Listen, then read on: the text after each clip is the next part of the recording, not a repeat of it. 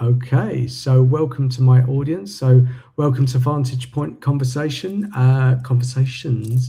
where I get to interview very interesting guests, most of the time for very selfish reasons, because I get to ask loads of questions and get to explore things that I either understand or don't understand. So my guest today is Dana.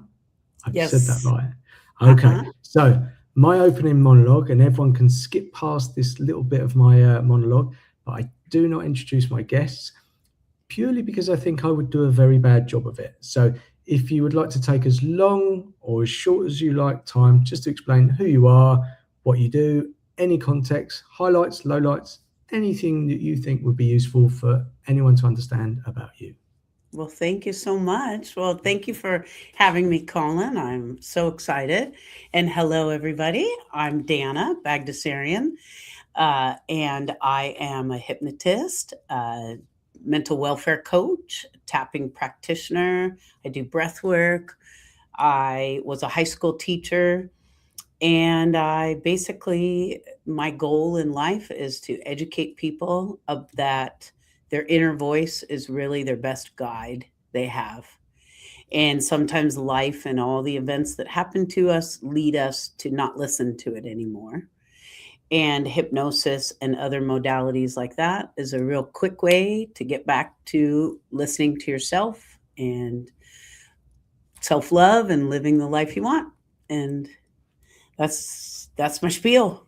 Wow, that's amazing. I I I wasn't expecting you to say about the listening to yourself part, and we'll dig into that for sure. I think that's a really interesting point.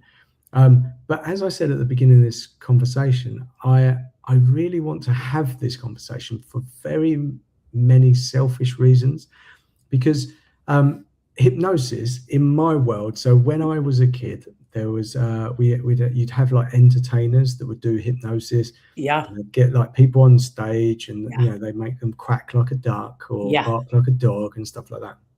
So hypnosis got this sort of almost entertainment association with it, Mhm.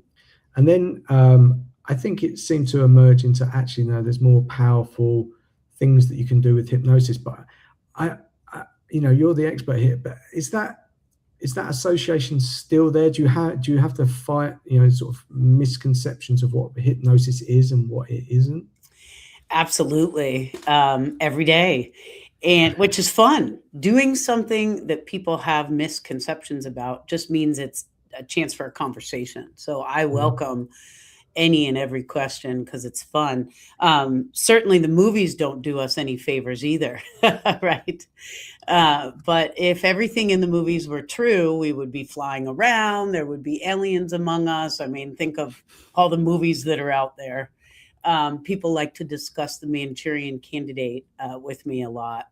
Maybe you're familiar with that movie where I saw it a long, long time ago, so I don't quite understand, where the hypnosis part comes into that. But so yeah. they take somebody, and I haven't seen it a long time either, so let's not let's please watch the movie if you're interested. But basically, they take somebody from a young age and they program him to have a Oh, wow. trigger word that when he hears that word, he goes into a trance and does what they want him to do. So he's like a mole, right? An infiltrator into another government to take over with the Oh, trigger wow. word. And Okay. so people are always like, "Oh, are you going to program me to do that?" And it's like, well, if I had that power, do you think that I would wait for people to come to me? That I would randomly program you to like brush your teeth with your left hand instead of your right? Or what am I going to program you to do? I Yeah. think if I had that power or hypnotists had that power, um, the ones that are a little shady would be doing shady things, right? Yeah. Yeah. So it just, what's in the movies and mind control. Um, I do think it's possible that if you take somebody, I think we see like with young children, right? And in abusive situations in their childhood. Certainly, we've all been not we all, but many people have we're all programmed by our parents, whether it's for good or bad. I mean, you do Mm. start off sort of a blank slate and everybody has belief systems about what knowledge you're born with, and that's sort of a philosophical thing. But in the end, if I'm raised in this family, I'm going to be programmed with certain beliefs, and another family is going to be another. And so, in a way, we're all sort of mind controlled, hypnotized from a very young age, if you want to think of it that way. Hypnosis is really about making sure you're in the trance you want to be in, since we're all walking around in trance sort of all the time. Yeah. I mean, I know we spoke about this briefly because before we have the lives, we get to know each other. And there's a lot I kind of want to dig into. I just want to come back to that point about children. And I have two young children, one's 7 and one's 6. And I'm as a father, I changed my opinion. I thought when I had kids, I was just going to explain to them, "You do this, and then we're good." And Right. that I think we all thought that. yeah, and it was a very quick, sharp lesson for me. But actually, what I realised is that they were a reflection of me and what I did. So I always give this example. We were having dinner, and they were picking up some food with their fingers. And I was telling them off. I was like, no, no, don't do that. You've got a knife and fork. And then I realized as I'd put the food on the table, I'd picked some up myself. It was delicious, and I picked it up myself. And I was like, oh, right, this is what I'm doing. So I'm quite conscious, not all the time, but actually, we are programmed not always consciously, but subconsciously by the things that we do, not always by the things that we say, by society, parents, teachers, etc. Our brains seem to be there to protect us. So if there's often something that's happened that's not great, and I guess we can dig into that, but our brains kind of either cover over that or do something to protect us because we don't want to feel that pain or upset or whatever it is. So I'm very interested in the mind. I don't understand all the parts on how it all works. Yes. And we can dig into that. But the conscious and subconscious, I'm going to call it that way. So for me, conscious is what you like. I'm talking now. I'm conscious of that. Yes. But in the back, it's stuff, programming, things that I've learned, or maybe I'm thinking about what I'm cooking later or something. Is that roughly how we? Yes. Yes, it is. And I mean, just something as simple as, are you thinking about breathing right now? Are you making your heart beat intentionally? As you're nodding there, are you thinking about, oh, I'm going to move my head slowly up and down? You're not thinking about any of those things. They're just automatically happening. So if you think about all of the bodily functions that you perform without thinking constantly, think about what emotional programming is running at the same time, right? What actions are you taking sort of unconsciously, right, without realizing it or thinking about it? And that's sort of where it gets interesting with hypnosis, is sometimes we have some automatic reactions to events or triggers or ways of seeing the world that make us act in a certain way based on our previous experiences that become automatic. They become habits. Think about smoking cigarettes. Most people know consciously it stinks, it's expensive, it's unhealthy, all these things, right? And yet there are people who smoke for many, many years. And consciously, they might want to stop, but there is something in their unconscious that's keeping them doing it. And, basically your unconscious mind, and by the way, I love that you said subconscious, you were trying to decide which to say. It's kind of a fun conversation to have because they are the subconscious and the unconscious. It is kind of just a wordplay. Some people, you'll hear people interchangeably use it. There are people who don't care for the term subconscious because that insinuates that it's sort of not like it's your sub, it's beneath it, right? If something is your subordinate, it's below it. And so that it's kind of a fun thing. I think subconscious is a little more widely used. So I probably tend to use that term when I'm speaking to people so they know what I mean. But Um, anyways, I just wanted to point that I thought it was cool that you were playing Yeah, around with which term were you going to use. yeah. But I digress. The unconscious mind is there to protect you. That's its whole job, to Okay. keep you alive. If you're not protected, you're not alive and it's not alive, right? And so the whole job is to to keep you alive. So every action you've taken up until this moment, well, you're still here. You're still alive. So the unconscious mind has a different standard for what is good and bad. It doesn't view things the same way as our conscious mind, right? Our conscious mind, with the smoking example, knows all of those logical reasons that they ought to not smoke. But the unconscious mind is like, hey, we're still here.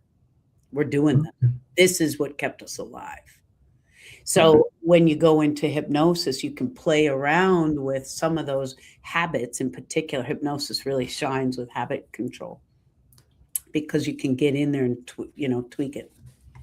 So sorry, I had to cut you off, but I Yeah. was thinking when you said the subconscious mind isn't always logical, is it not logical at all? Because I have a logical, I would say I've got a logical brain. So if something's logical, is it the conscious part of my brain, or have I misunderstood that? Yeah, the logic is your conscious mind, which is what you were saying at first, right? Our conscious mind is what we are specifically choosing to do. It's a little bit like our unconscious mind uh, is like a horse. Imagine a horse going through a forest, right? Okay. And who's the rider and who's the horse? So the horse is going to just go unless the rider takes control and guides where it's going to go. And so, you sort of are going through life, taking the same actions you've always taken because here you are, you're alive. And when you want to make those changes, you need the rider to adjust the horse. So it's Okay. your unconscious mind is quick to answer. It's the one it's Your unconscious mind is always taking stock. Some people view it as like a filing cabinet system, if you will, Okay. right? So Okay. that it's organizing every experience you've ever had into different files, so that when you have an experience, it can organize that new experience. Oh, I recognize this situation. This will go into this file. Okay.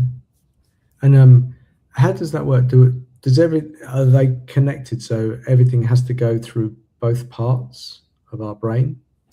Like it, Yes, I mean, basically, so your conscious mind, obviously, whatever you're experiencing, we can only handle, so much information at once. I mean, if you look around the room you're in, if everybody looks around the room they're in, and yeah. you see all of these objects, you really can't. Many people claim that we can really only manage about 5 to 7 pieces of information at once. Okay. And so, otherwise, we would go crazy. I mean, if it just in the room alone, think of all of the things you need to know to understand just the microphone, this computer, the internet, you and I being on different continents, different time zones. I mean, there's so much information all at once that your conscious mind is, sort of bringing it down to what you can handle at once versus your Okay. unconscious mind is sort of taking it all in. So it is all going in. It's all Yes. there. Yes. Okay. Wow. So when you were talking, you said that the subconscious mind thinks about it's very good for habits and helping habits and overcoming maybe I want to say negative habits, but and we can get onto the trauma side of things because I know you help people with that as well. Yes. But is the route to helping both of those exactly the same, or is it different parts of the subconscious Mm, mind? excellent question. Excellent question. So, um, there are different ways to go about making change. What I will say that underlies everything is a desire to want to do it. That's really what matters the most. I just want to make sure that we preface any of these conversations around hypnosis. Like we said, it's not mind control, but the person has to want it. So if you just kind of want to stop smoking, it's not going to work. Okay. If you just kind of want to perform better, let's say you're an athlete and you're coming for sports performance, you have to really, really be at what we call it threshold, really ready for that change. For example, I had a client recently, he had been having panic attacks for 40 years, and it was getting to the point where he was waking up in the middle of the night, um, like in a full panic attack. Poor guy.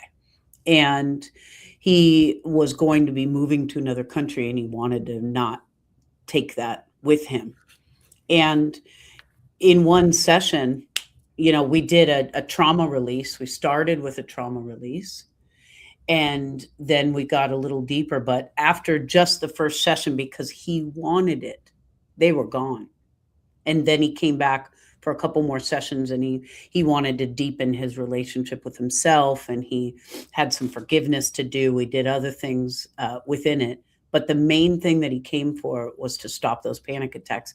Once 90 minutes they were gone forever, something that had plagued him for decades, because he Wow. was ready to do that. Yeah.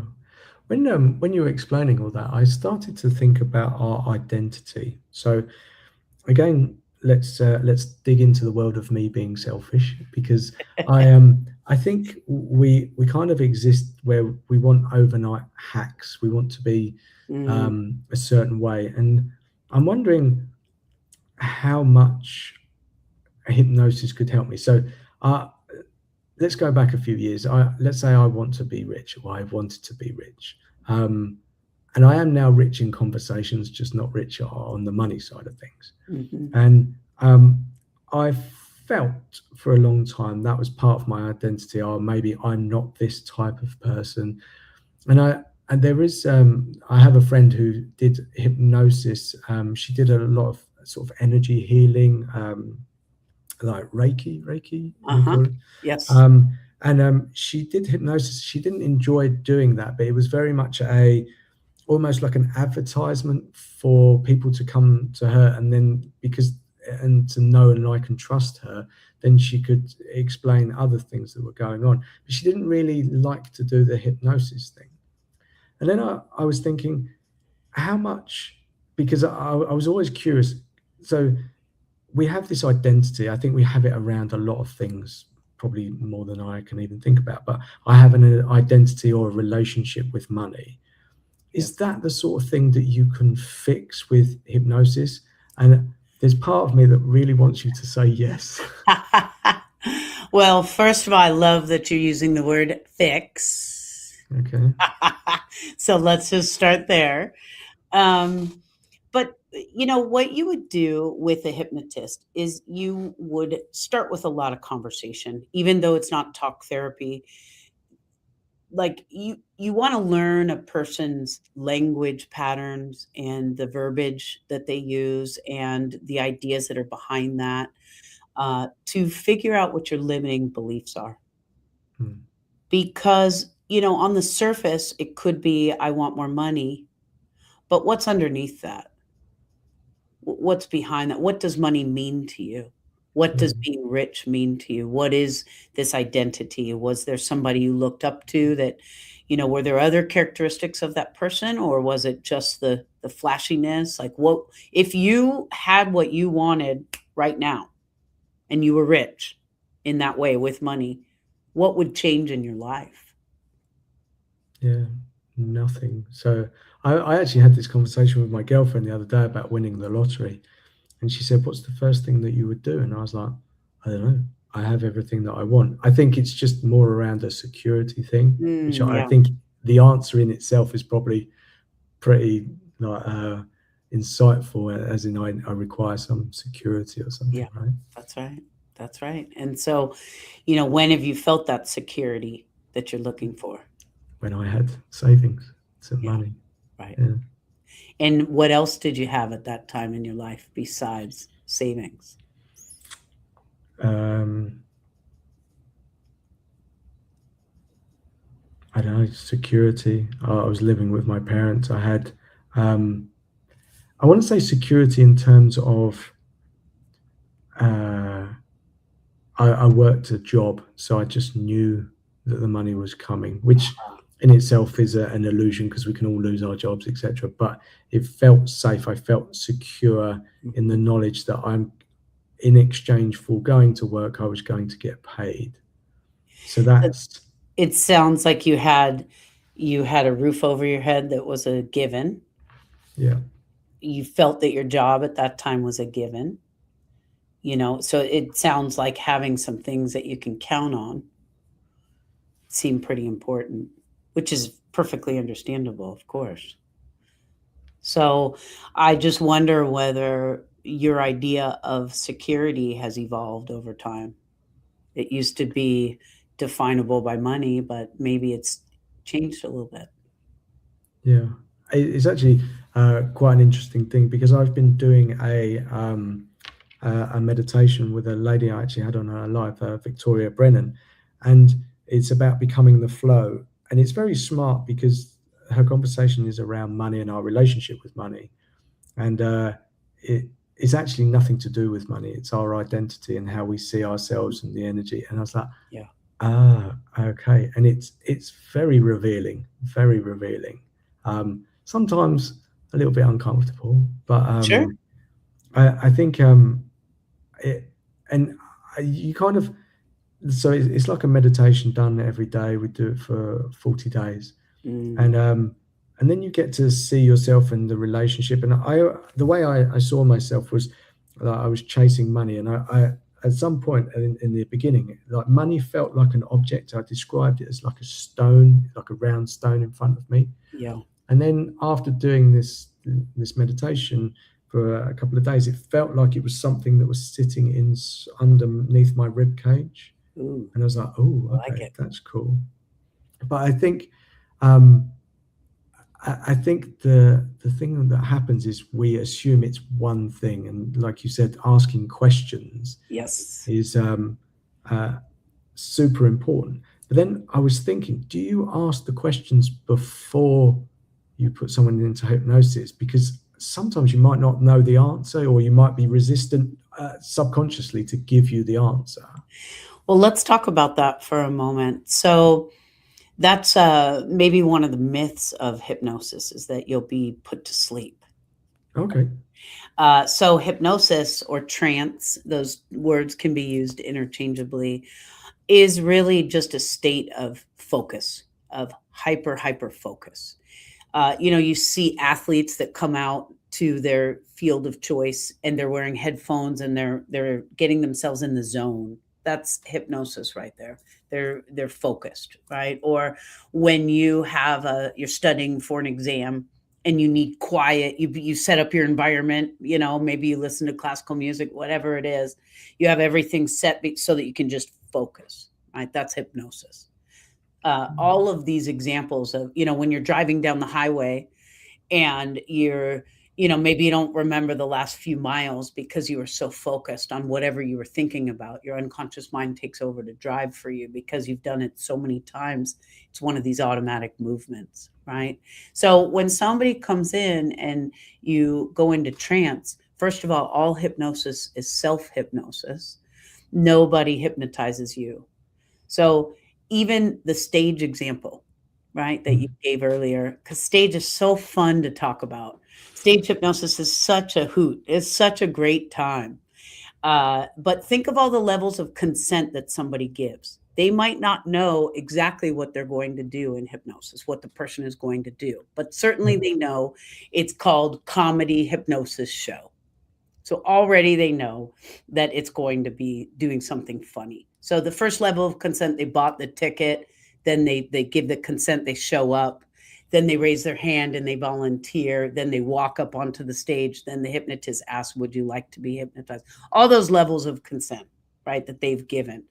And so when you go into trance, if you are seeing a hypnotist for help, all they're doing is guiding you through the steps for you to do it.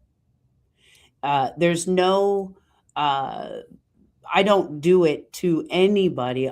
They put themselves in hypnosis. And it's a very familiar state. It's that feeling when you first wake up in the morning or when you're going to sleep at night, that kind of real gentle. And sometimes hypnosis isn't relaxed. You don't have to be relaxed. Like I was giving the example of an athlete. If you're a basketball player and you're putting yourself into a trance before you get on the court, it's not going to suit you to be relaxed and be jelly on the side of the court. You need to get in there and play your game aggressively. So trance isn't necessarily, meditation. Usually you're sitting somewhere quiet, you're breathing, you're calm. And that's one of the differences between the two, right? Is that meditation is the purpose is to get into your parasympathetic system so that you are breathing deeply, calmly, bringing yourself to a calm state. But hypnosis is not always that. So if somebody comes to me for habit control, let's just stay on habit control for a moment. The smoking, it seems like an easy. I don't work with a lot of smokers personally. I have, but it's not my specialty. But there are amazing hypnotists out there. So if that's something any of your audience is interested in, there's some really great ones. Vinnie Briggins comes to mind in particular. Is just wow, really neat. But one of the ways of doing that is to help somebody get into a trance and speaking with the part of them that is in charge of that habit. Okay. What is the good that you are doing? How are you helping this person by doing this habit, whatever it is? Okay. So with smoking, right? Maybe that's when you get to walk away from work because you get to go outside. Maybe that's when you get together with the other people that are outside and you have like a group, right? You have a crew of people that you feel bonded with. Maybe that's the only time you're intentionally breathing, that you take that inhale in and exhale out. I mean, you can think of the ways that that habit could be seen as beneficial, right? So you could put somebody into a trance and figure out, well, how can we get some of those same feelings, that bonded with a group, that break from work for a moment, that breathing exercise, and help adjust that when the So, person wants it. yes.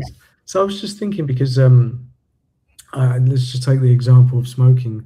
Yes, I know a lot of people, just tried other methods to quit smoking, and I think they find it very difficult. Let's just say a yes, nicotine patch or some gum or something like that. It's they say like the habit is in the hand or the breathing. So as a sign, I actually think in the workplace smoking is very good, not in terms of um, itself as a health risk, etc.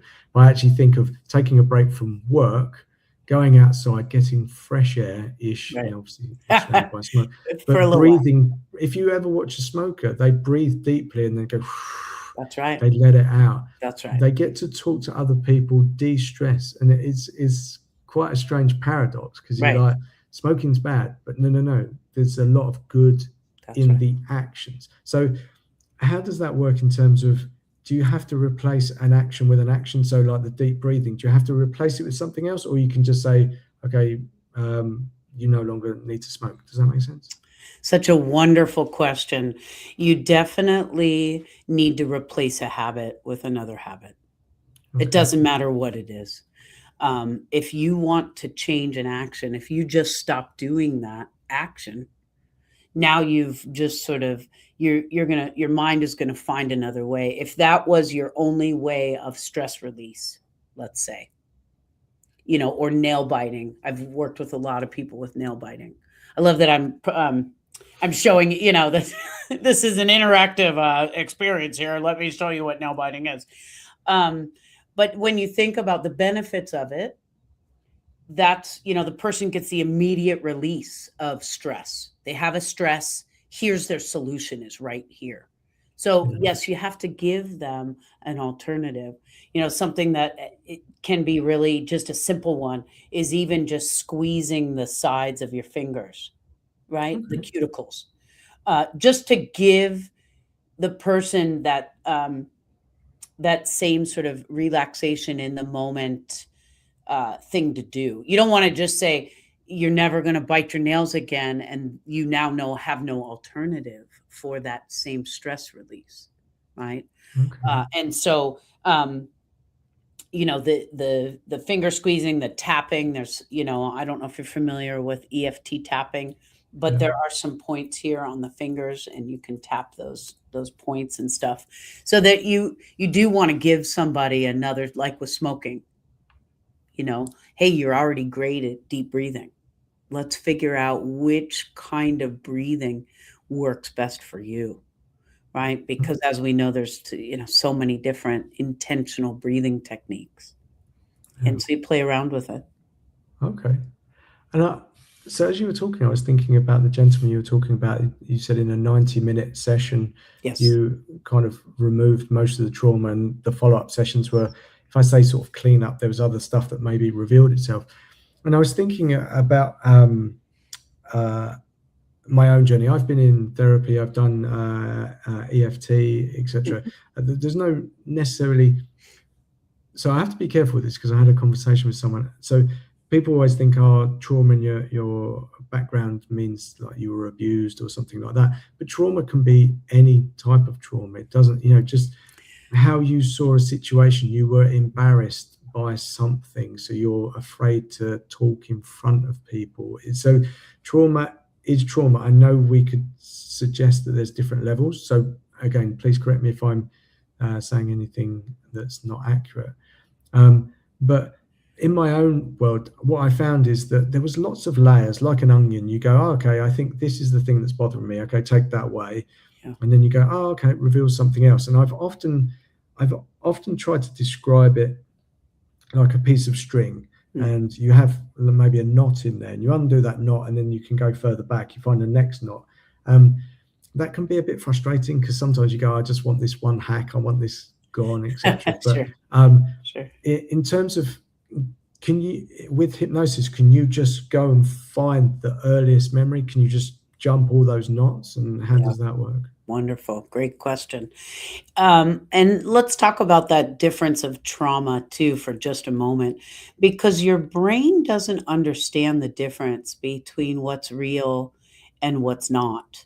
You have to think about the fact that as humans, we were designed to live in primitive times where we were in a group with what, maybe 10 other, humans, and you lived in your little area, maybe you did some farming and some hunting, and you saw the same people, the same things day in and day out. Very simple life. And so we have this amygdala, this early warning system that warns us because the saber-toothed tiger was coming, and it was a real danger. And so we were designed to for safety in a very simple situation. And as we see, things have evolved a little bit since then. Yeah, There's a little bit more complexity to life, but our early warning system doesn't understand that.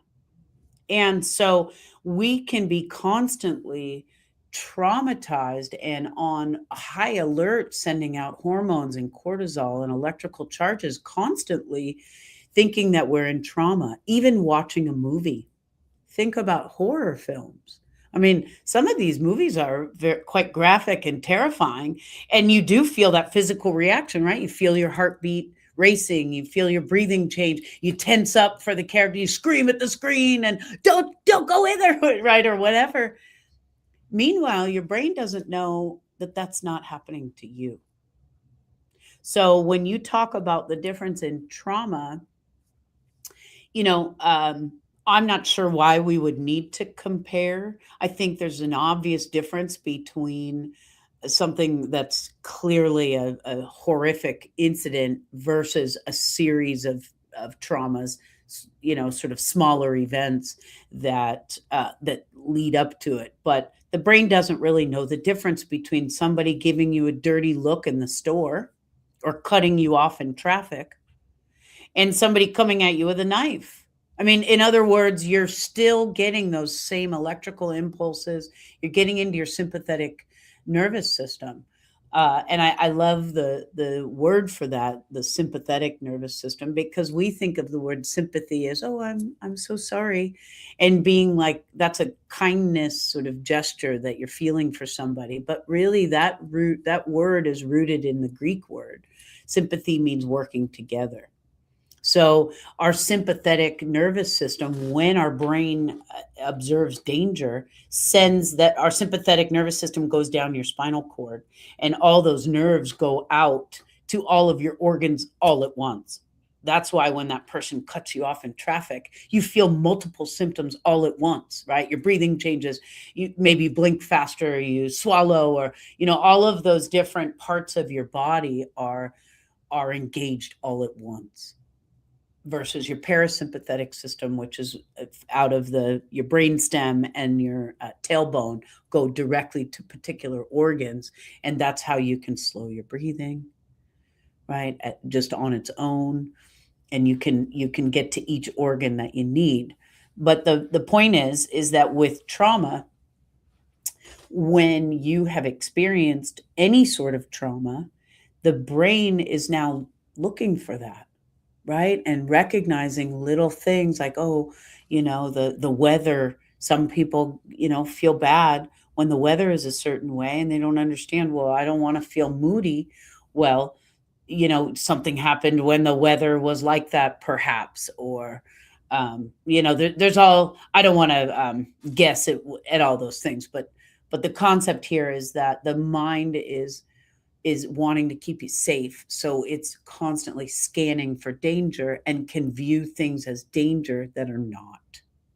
And so, what hypnosis allows you to do is you have your critical faculties, that is like your filtration system that sort of determines whether something, your critical factors are like when you're watching a movie and something happens and you're like, wait a minute, that's a 1972 car, but the movie takes place in 1940, right? And so then you stop believing it and you're sort of pulled out for a moment.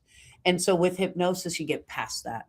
The state of trance of focus is allowing your mind to have a task to focus on, and everything else sort of falls away. And that's how you can get in and get rid of these traumas.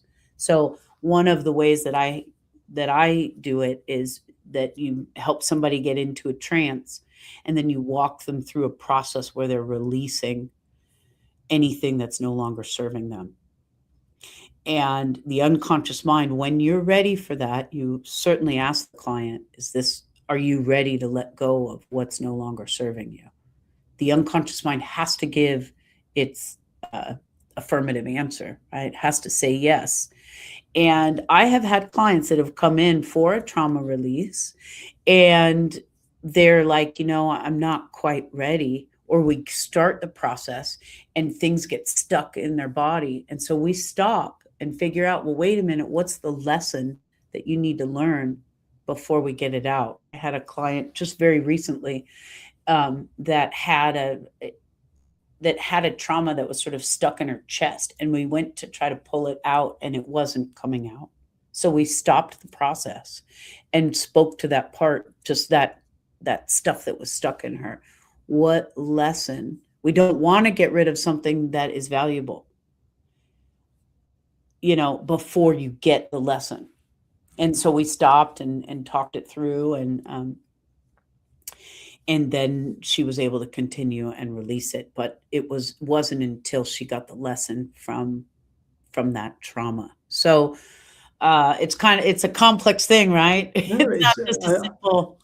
yeah, I find it really interesting because when you say there's a trauma and to release it, and then actually you have to ask permission, and sometimes again, entering into this conversation, I just assume, right, you find the trauma, and then you just release it, but it's actually you yourself that's holding onto it because there's either a lesson or something you haven't realized from that.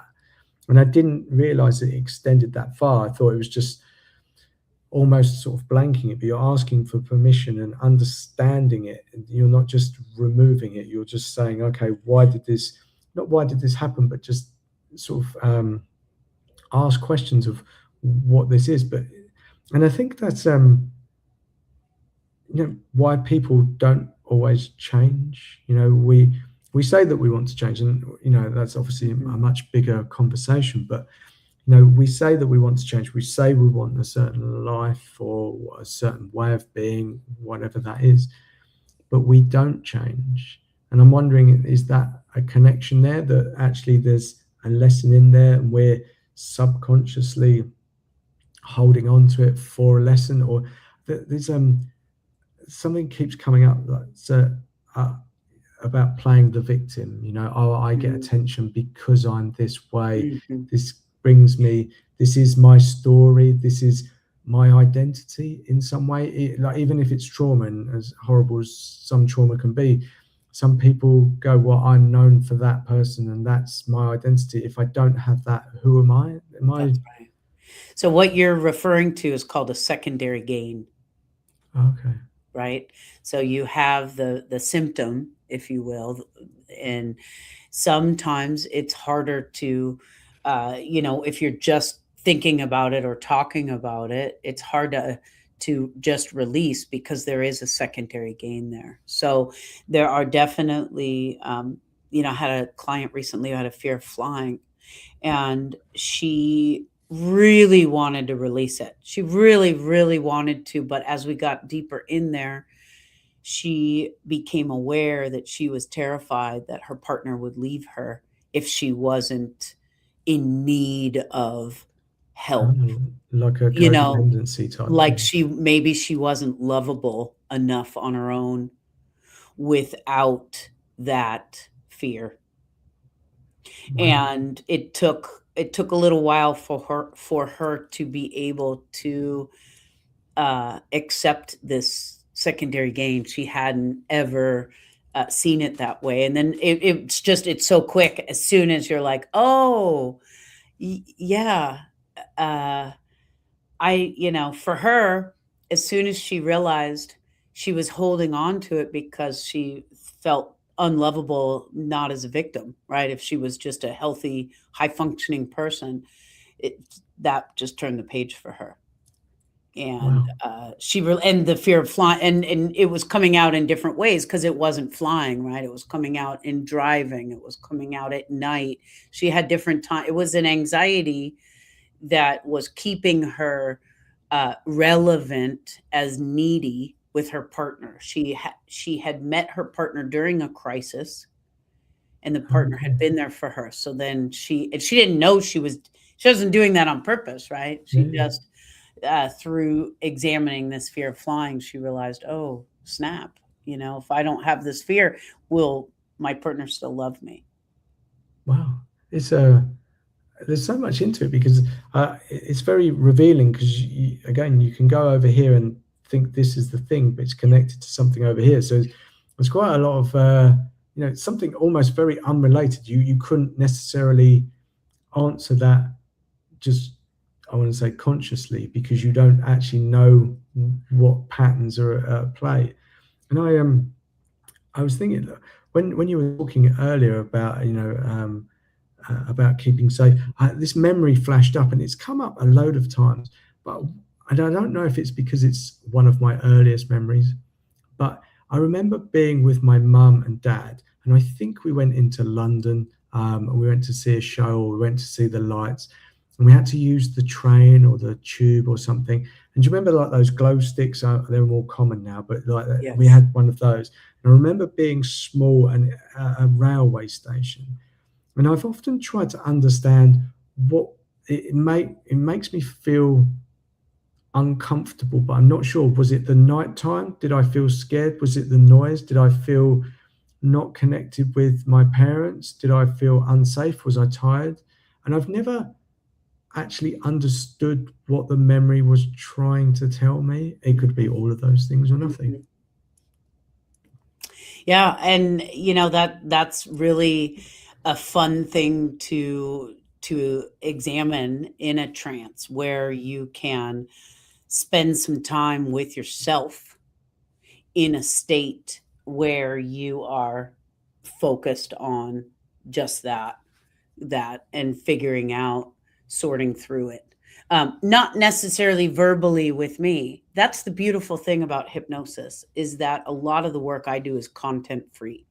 So if I guide somebody through the trauma release, for example, they don't need to tell me a single thing about what they've released. We don't discuss it. We don't go through it. The example that I gave you of the client who had that stuck in her chest, that is Mm. not always the norm. She had a very, very deep, horrible event that had led to some things that she needed to learn from. So, in general, if I guide somebody through a trauma release and they're in the trance and they're releasing what is no longer serving them, they're not talking, they're just doing the process. When they feel that they're done with that first round, they come out of the trance.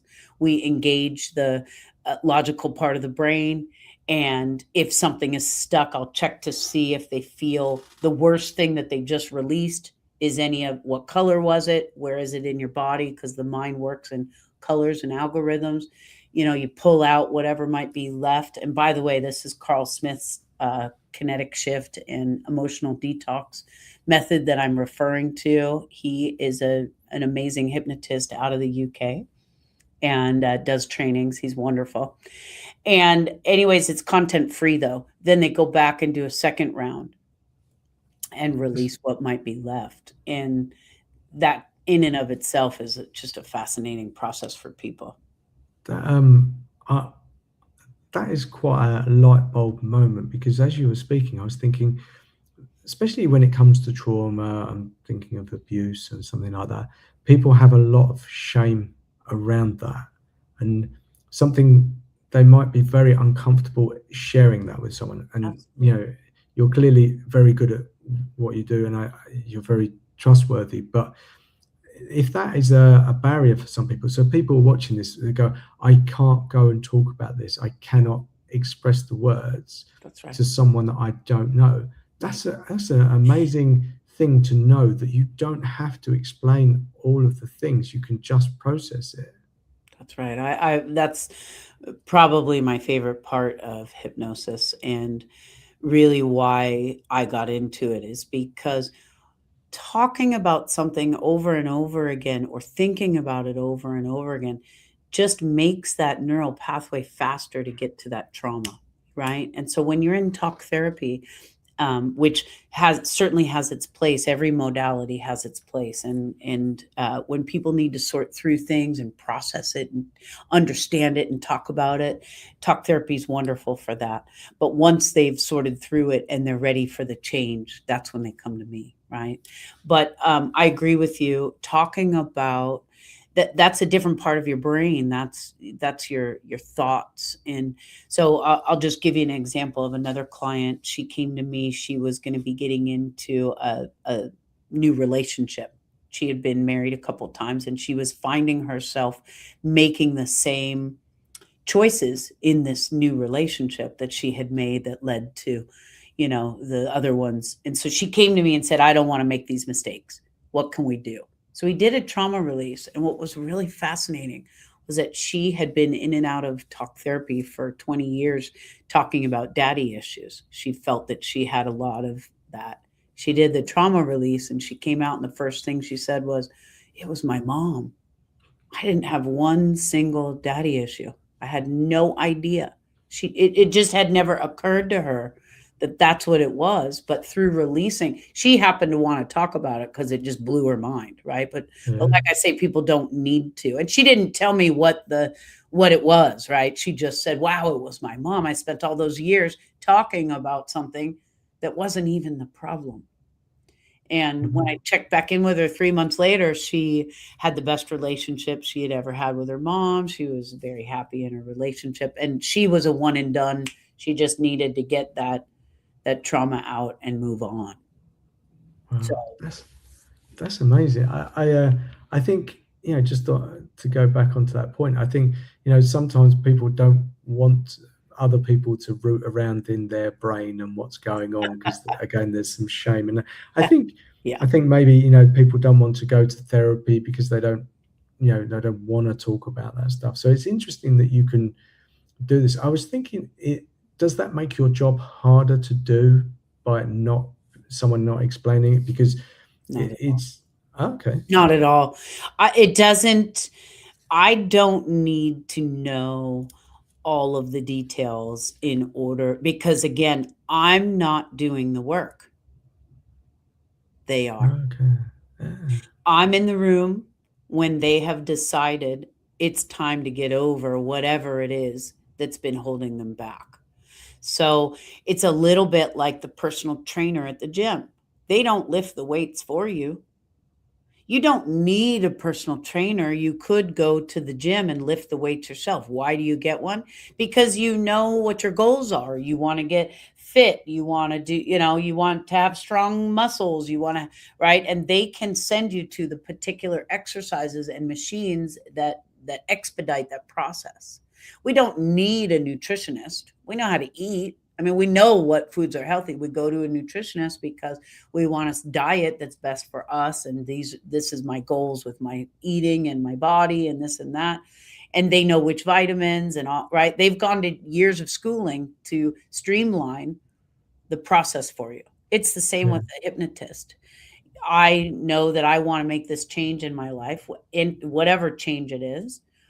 Maybe you have a lot of pain and you want to do pain management. Hypnosis shines with pain management.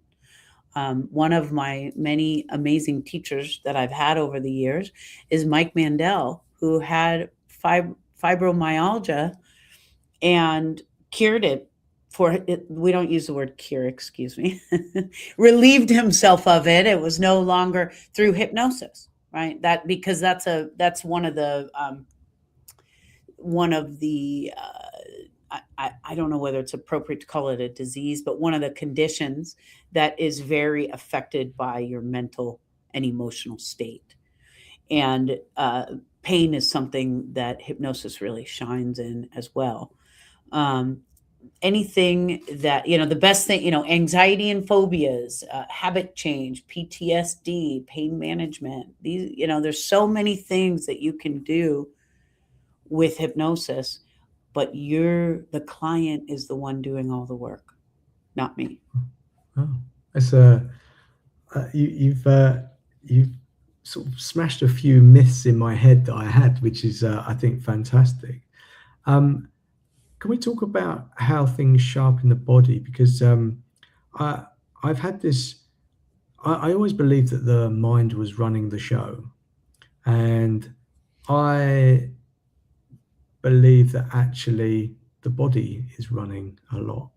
And I don't know if there's someone told it says mind, body, no, mind, body, and heart, or something like that before. Mhm. So I know maybe there's different schools of thought. Sure. Um, and you mentioned it at the beginning of this conversation, leaning into your feelings, almost your intuition and understanding. And I think, as you know, so having two young children, what I really noticed about them is that they knew stuff just almost on like what I would call like a spiritual level. It's like, how do you know that? It's like, how do you see that?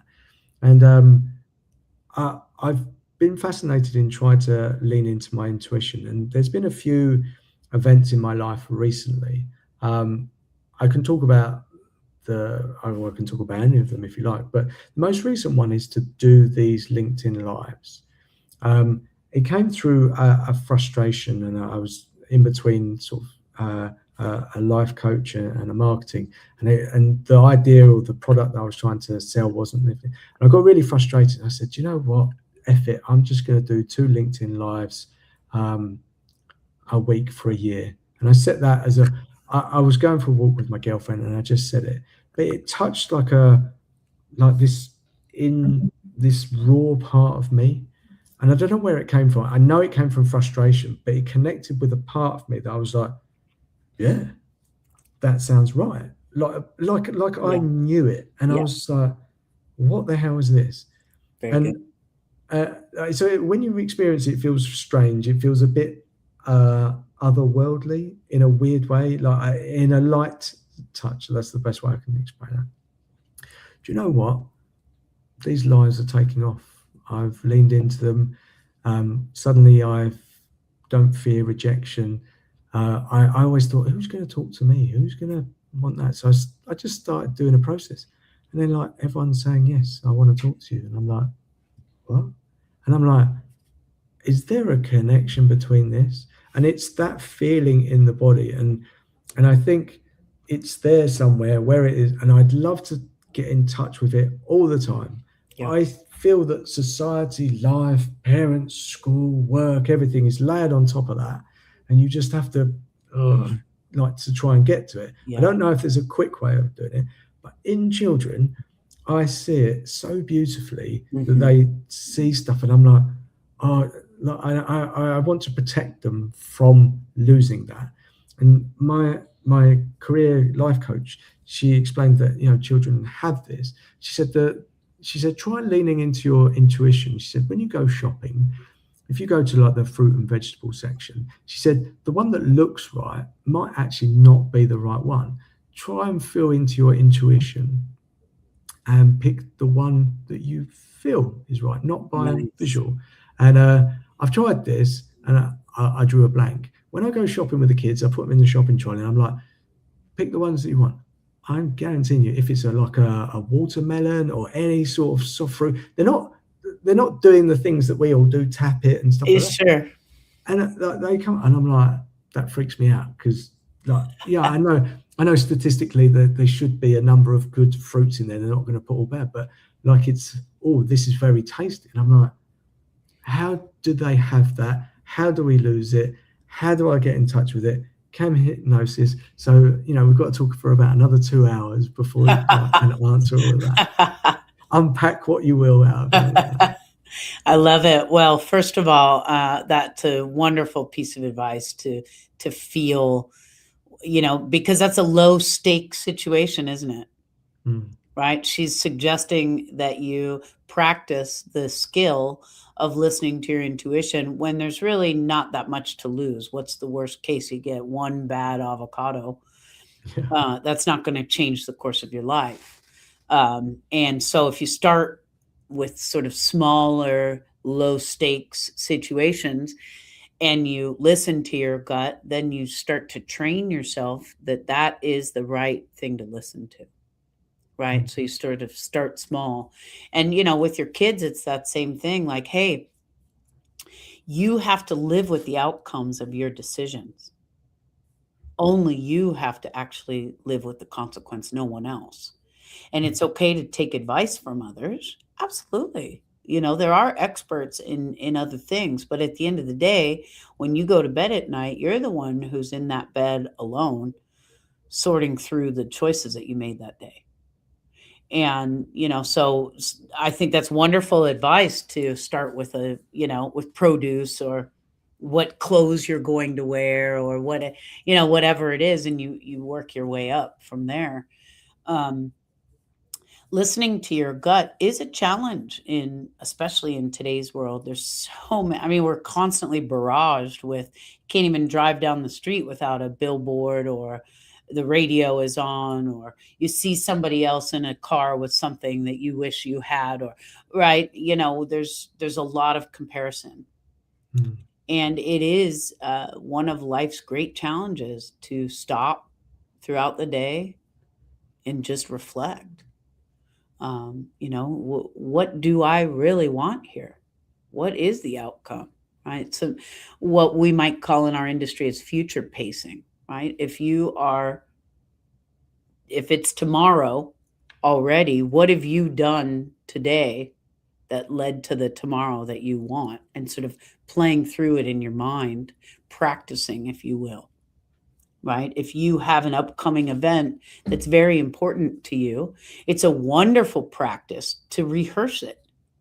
It's, that's one of the best gifts you can give yourself, is to rehearse, you know, what occurs. You do that a lot with fears and phobias, where you want to take somebody through. If somebody has a fear of public speaking, you can take the person through the event, and then you do it backwards, where you start at the end where they've already successfully completed that speech, let's say, and then you back up a little bit and you walk them through the backwards process, because the mind can't feel fear backwards. So you can sort of unpack that. Okay. So, that statement seems strange to me. Your mind can't feel fear backwards. Right. Uh, So you can um, you can rewire the way you view a situation, because and then when you play it forward, you can play it. If you play it backwards, remove, you know, practice each of those different steps at that time, and then play it forward. The mind can reorganize its experience of it. Instead of having to have that fear that you used to have, that habit, it's just a habit, right? A fear or a phobia is really kind of a form of a habit. wow. And when you do hypnosis, or people do hypnosis to themselves, I understand you're there. Do you does a lot of the signals show up in the body? Is that where you see a lot? So there are definite uh, physical things to watch for when like there's the hypnosis flush where your face can get a little flushed, and your breathing can change. But because everybody's different, you're sort of watching and calibrating. That's part of what you do with a client, is that you are learning their particular, body language, if you will, and their reactions to things. So in a first session, when you are speaking with a client in the beginning, to learn sort of what their goals are, what they want to feel instead, and you're watching as they speak, for what words light them up, when do they get sad, all that kind of stuff, so that you can help sort of zoom in. You always want to repeat back their own language to them, however people have worded it, in an empowering way. If somebody says, I want to feel powerful, you're not going to say back to them, you're very strong, because that's not Ah, their language. Even though strong might be a wonderful characteristic, that's not what they're saying they want to be. They want to be powerful. So it's the same with the body, you know, body movements. You want to definitely watch kind of what's going on there. yeah. And have you seen where people have had, so I don't know where I heard it, but they say the body keeps the score. So I think, like people, I've often said that, if you don't say or speak up, you kind of swallow your feelings, and I think that happens a lot more than we tend to think. And ultimately, like I make a joke about it, which I'm sure is probably not right, but I go, oh, if you keep doing that, your leg will fall off. Like it's a joke, but it's Yeah. like that. I feel that there's truth in it. It's going to show up. Your body's gonna, it's gonna, if your mind is avoiding it, you're going to show up in your body somewhere. And it's not, it's the symptom, but not always the root cause. If that Yeah. makes sense. Yes. Absolutely. Yeah. It's when I'm working with a client that has uh, kind of a feeling that let's say they have a lot of stress. The first question I'm going to ask is, where do you feel that? Okay. Because everybody's a little bit different, and people know exactly where they feel these emotions that they don't want, or that they do want. I mean, it's not all bad. People come to me also to be pumped up more, right? To feel more of what they feel and more confident. It doesn't have to be, it's not all, trauma and stuff like that. But yes, the body keeps the score is became well known. I don't want to say his name wrong, but Bessel. I don't want to say. I think it's Vander Klook. Okay. Not sure. Yeah. It's okay to say I don't know when you don't know. Yeah. But it is easy to find, to Google that he wrote a Okay. book, and there's a whole movement of healers that focus in on where you feel symptoms in the body in order to address them. Absolutely. And that's definitely part of what I do in my own personal practice as well. I gave you that example of the woman in her chest, right, where she Yeah. felt it. And she knew that as we were talking, and she said, I just feel this social anxiety every day. I don't want to leave the house. It's like, well, where do you feel that feeling? Oh, in my chest. She knew Mm. immediately. I mean, that's why it always comes back to self love and self access. As I see our little ticker tape, hypnosis isn't mind control, it's self access, right? Yeah. Mm. And that we do already have our own answers, and which goes back to listening to your gut and your intuition and your children. Yeah. And we just think that we might not have the answers, but we really We do. do. Yeah. I I I felt for a long time that we pretty much do know so much about ourselves. I think we often ask other people almost as the to create a space where you can ask yourself the question, because sometimes it's difficult to ask yourself, but um, most people know the answer. They know, it's maybe they think they lack the confidence to answer something, or they say that they don't. I remember someone said to me, but if you, let's say that you knew the answer, what would it be? And then he would say Yeah. that to me, and I like, oh yeah, and I Yes. gave him the answer. I'm like, oh, and I felt a Yeah. bit silly, but I think we know a Yeah. lot. I don't think we're pretending, but we're under some sort of illusion that we don't. I think there are very helpful, you know, spaces and people to kind of get us into that place and be connected. But I think we are, like you say, I think we're in a space now where, you know, we're so distracted with things that we think that we're not. And if you can just quieten some of that noise down, and that's often in a quiet space, and you can find the answers. Mhm. Yeah. So okay, that's good. So I'm conscious of time. I think I Yes. could talk to you. I think there's so many questions I have, but for today, I think otherwise, we'll just be here for forever. So something I remember you mentioning in our conversation before, you said that I don't know if you wanted to or you're getting into events. You said something like hypnosis in events, and this I remember thinking about it. I was like, how does that work? And I think you said something like a baby shower or something along those lines. Could you just expand on that a bit? Because I was like, did I know I heard that right, but how does that work? And like, you don't associate those two, hypnosis and baby showers or Right. these events. So That's how's right. that work? Yeah. Well, I just love working with groups. I was a high school teacher and I had 43 kids in a room and me. So I'm just very used to managing a lot of individuals with a lot of different personalities and needs all at once. And so, I've done some education and a little bit of corporate wellness, but I really want to do some fun celebration events, like you say, baby shower, bridal shower, milestone birthday parties, because people are coming together for connection, whatever the event is. It doesn't, insert event. They are coming together because those people are special to them and they have a reason to celebrate something. And it's like, well, what do you do for these celebration events? I mean, there's sort of how many brunches can you have? How many bar crawls can you have? And there's nothing wrong with any of those things. They're wonderful.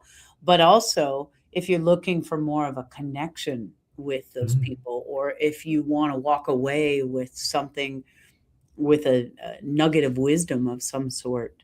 So, in terms of like a baby shower, depending on how the person would want to do it, you can create a situation where everybody is contributing their wishes for the baby or for the mother or for the father, for the new family unit. And you can do a group experience where everybody is sort of getting in touch with whatever the theme. A lot of times these parties have themes, right? And so it's hard to say generally, we do this and we do that. It depends on the theme, but um, you can do like a group tapping session where everybody is tapping on a certain emotion. You can do a group hypnosis where you take the group on a journey.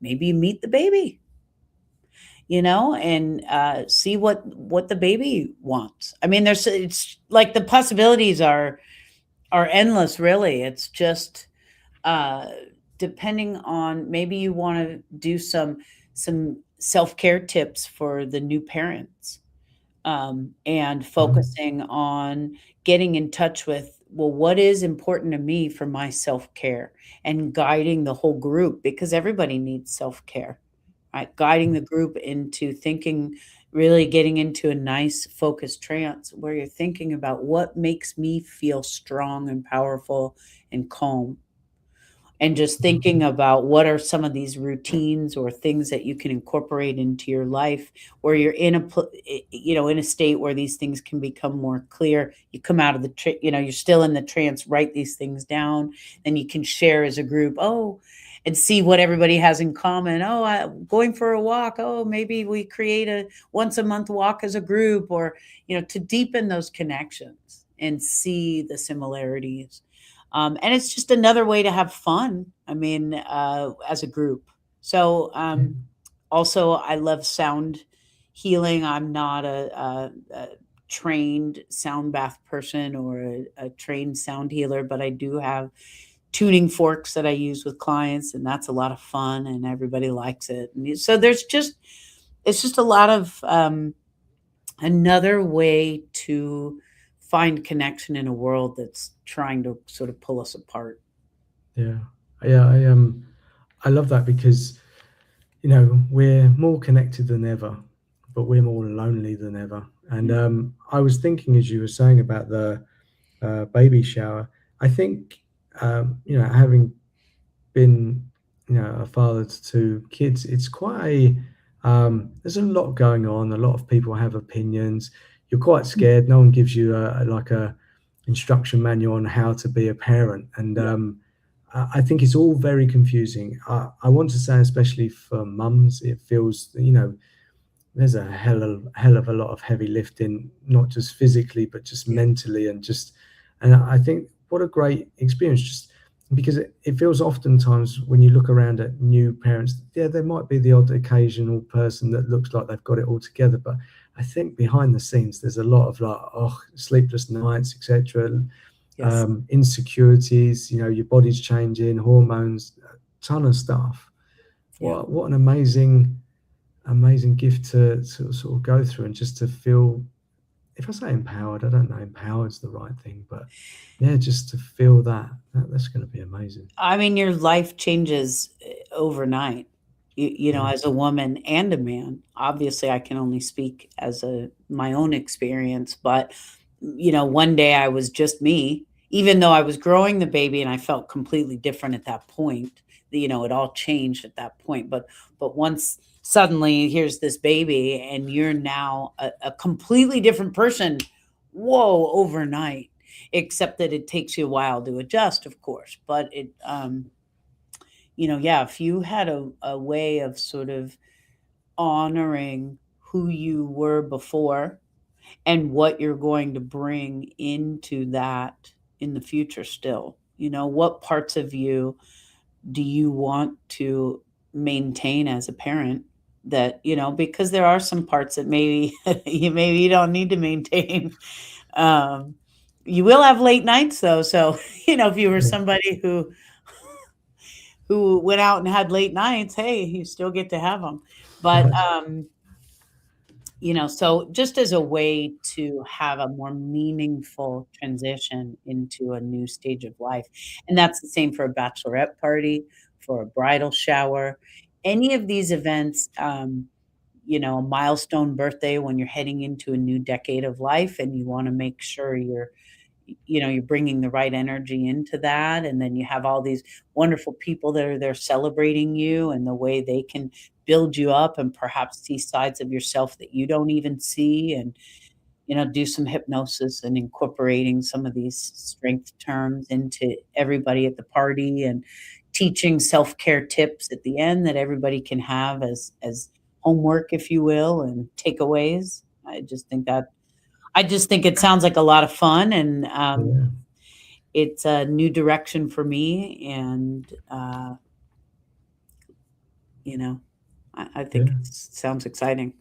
Yeah, for sure. And I I think I've learned so much from you. I think I had a lot of assumptions, albeit from the hypnosis on stage as the entertainment, and how Yes. you can actually bring this in. I think you've opened up my eyes to so much of this, and I'm fascinated. I really am, and you've explained it in such a beautiful way and so Hmm. simply. But I hope a lot of people got so much out of this because there is so much depth. I think we covered so many different angles and preconceived ideas, me bringing my own, and maybe just examples that you've brought. And I think that's really helpful for people. I know something you said to me before. Again, I assumed hypnosis was something that you needed to do in person, but you've explained to me, no, you can absolutely do it online. So, Oh, yeah. and I never guarantee that these lives are going to generate any business, but absolutely, if I need hypnosis, you're the person I'm gonna call. Yes. Yeah, but so actually, to my point, so if people want to know more, if they want to try it out, obviously, you've explained in such a great way.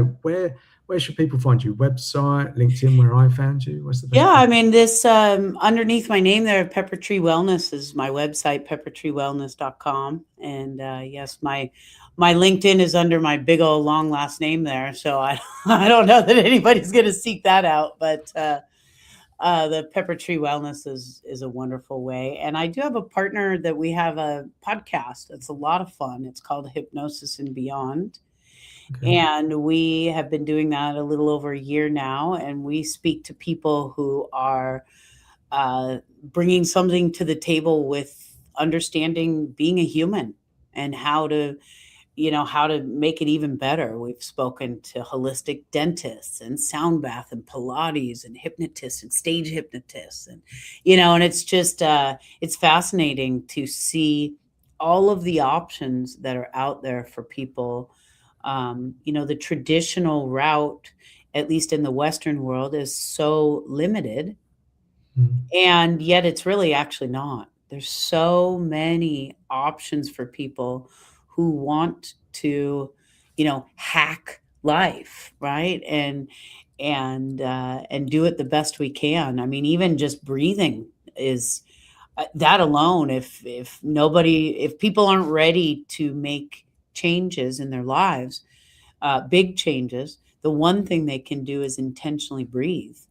That alone can make you can release trauma simply through breathing. I mean, there's just so many options out there. So um, I'm just one of many things that people can find. But if I resonate with anybody out there, I'd love to speak to anybody who is ready to make a change. Let's do it. I yeah. see people anywhere from one to probably I see most clients three or four times on the high end, maybe 10, and then people come back for checkups, here and there. Nice. And but it's not a long-term Yeah. relationship per se. You don't come to me and then wonder, when am I going to feel better? Let's do this. Yeah. I think like something that's sort of come up quite a lot now, and I know other people talk about it. We talk about physical wellness, but we don't really talk about mental wellness. And even if it's a check-in, and it can just be a fun. It doesn't have to be trauma related. It can be just okay, what's going on, just exploratory. I think even in my own journey, I really enjoyed understanding more about myself, things Hmm. that are serving me, maybe things that are blocking, and just finding that is just it brings such an awareness to who we are, how we show up in life. And so you know y- even if it's just a one shot, just to sort of go around and have fun. And for sure, I bet you make it fun. And obviously there's It a is.